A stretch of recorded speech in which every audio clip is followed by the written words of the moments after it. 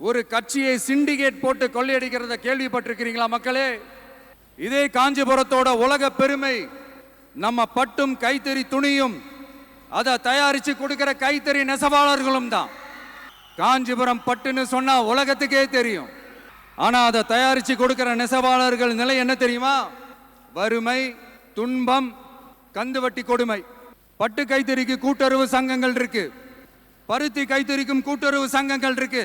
சுமார் 40,000 பேர் அதில் உறுப்பினர்களா இருக்கிறாங்க. அது போக சாய தொழில், தறிப்பட்டறை தொழில் இதை நம்பி 40,000 குடும்பங்கள் இருக்கு. ஆனா அவங்களோட ஒரு நாள் கூலி எவ்வளவு தெரியுமா? வெறும் 500 ரூபா தான். அதை கொஞ்சம் அதிகப்படுத்தி கொடுங்கன்னு போராடி போராடி பார்த்து ஒன்றும் நடக்கல. இதோட அவங்க கஷ்டம் முடிஞ்சுதா? வடகிழக்கு பருவமழை அந்த 500 ரூபா கூலிக்கு வேட்டு வச்சிடுச்சு. எப்படி விவசாயிகள் டெல்டா மாவட்டங்களில் மழையால பாதிக்கப்பட்டாங்களோ அவங்கள கண்டுக்காம எப்படி இந்த அரசாங்கம் கைவிட்டுடுச்சோ அதே மாதிரிதான் நம்ம கைத்தறி நெசவாளர்களும் மழையால பாதிக்கப்பட்டிருக்கிறாங்க. அடுத்து இந்த காஞ்சிபுரம் மாவட்டத்தோட பஸ் ஸ்டாண்டு 60 வருஷத்துக்கு முன்னாடி கட்டினதான். அண்ணா அவர்கள் ஆட்சிக்கு வந்தப்போ கட்டியிருப்பாங்க போல. அது இன்னும் புதுப்பிக்க கூட முடியாம கேட்டா என்ன சொல்லுவாங்க? அந்த லேண்டு வந்து கேஸில் இருக்குது.